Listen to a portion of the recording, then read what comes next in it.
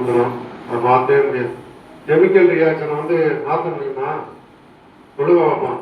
கணக்கில் 4 3 7னா 7 தான். அதை மாற்ற முடியுமா? சொல்லுங்க பார்ப்போம். 10ன்னு சொல்ல முடியுமா? முடியாது. அதே போல தான் என்ன ஆகும், இந்த எங்களுடைய கெமிக்கல் ரிசல்ட்டில் வந்து அது மாறவே மாறும். எந்த நோய் நீங்கள் எந்த லேபில் பார்த்தாலும் அது அப்படியே தான் இருக்கும். அப்போ இந்த இதுகளெல்லாம் பார்த்து கொடுக்கக்கூடிய எவிடன்ஸை பார்த்து தான் என்ன செய்வாங்க, ஜட்ஜ்மெண்ட் கொடுப்பாங்க.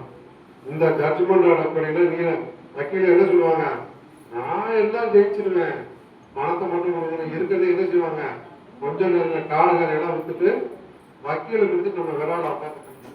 அதுதான் இன்னைக்கு நடந்துருக்கு நாட்டில். நான் ஜெயிச்சிருவேன் சார், நான் முடியவே முடியும். 99% அது நடக்கவே நடக்காது. அதையும் நீங்க தெரிஞ்சுக்கணும். சரி, அதோட முடிய போட்டாங்க. இதுக்கு மேல என்ன செய்வாங்க, அந்த கோர்ட்டை கன்ஃபார்ம் ஆகும். சுப்ரீம் கோர்ட்டுக்கு அப்பீலுக்கு போனான்ட்டு டெல்லிக்கு போவாங்க. அங்க உள்ள ஆளு இங்க உள்ள வக்கீல் மாதிரி என்ன செய்ய மாட்டாங்க, 20,000 கூட 50,000 கூட கேட்க மாட்டாங்க. லட்சக்கணக்காக போகணும். டெல்லிக்கு 4 தடவை போயிட்டு வந்தோம்னா என்ன ஆச்சு, எல்லாத்தையும் விட்டுட்டு தெருவில் தெரிய வேண்டியதான். அதுதான் இன்னைக்கு நடந்துருக்கு. பணத்தை பூரா என்ன செஞ்சிருவாங்க, இருக்கிறத கம்ப்ளீட்டா விட்டுருவோம். அங்கேயும் கன்ஃபார்ம் ஆகும். இதே லேப் ரிசல்ட் கீழ்கோர்ட்ல கொடுத்தது ஹைகோர்ட்ல கொடுத்துருக்காங்க. டெல்லி சுப்ரீம் கோர்ட்லையும் அதை தான் கொடுப்பாங்க. அதை வந்து மாற்றமே இருக்காது. அப்ப இருக்கிற சொத்துக்களை இழந்து பதவி ஃபர்ஸ்ட் வந்து என்ன இது பதவியை இழந்துடலாம். ஜெயிலுக்கு போகலாம்.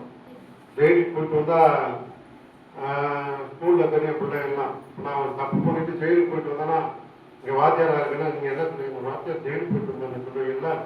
சொல்லுவீங்களா? சொல்ல மாட்டீங்களா?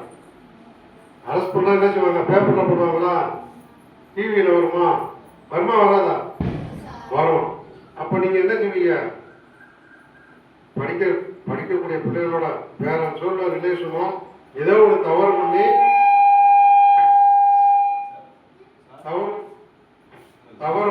ஜெயிலுக்கு போயிட்டு வந்தா நீங்க எல்லாம் என்ன பேசிக்க சொல்லுங்க. என்னோட அப்பா ஜெயிலுக்கு போயிட்டு வந்தாரோம்னா, கொலைகேஸ்ல போடுறாரு, லஞ்சம் வாங்கிட்டு போயிட்டு வந்தாரு, அடிதடி கேஸ்ல போயிட்டு வந்தாரு, கேலி கிண்டல் பண்ணுவீங்கல்ல. இப்ப லஞ்சம் வாங்கிட்டு போயிட்டு வந்தா என்ன ஆகும், மனசளவு என்ன ஆகும், தூக்கம் வருதா? தூக்கம் மேல் வருதாப்பா? சொல்லுங்க. ஜெயிலுக்கு போயிட்டு வரேன். இப்ப நானே இருக்கேன், உங்களை எல்லாம் இருக்குங்க. நான் ஜெயிலுக்கு போயிட்டு வந்து இந்த ஸ்கூல்ல வாத்தியார வேலை வர, நீங்க என்ன பேசிப்பீங்க? ஜெயிலுக்கு போயிட்டு வந்த வாத்தியார் சொல்லி கொடுத்தா நாங்கெல்லாம் எப்படி உறுப்புறதுன்னு நீங்க பேசுவீங்க. பக்கத்துல தெரிஞ்சவங்க வெளியில உள்ளவங்க எல்லாம் ஊராளு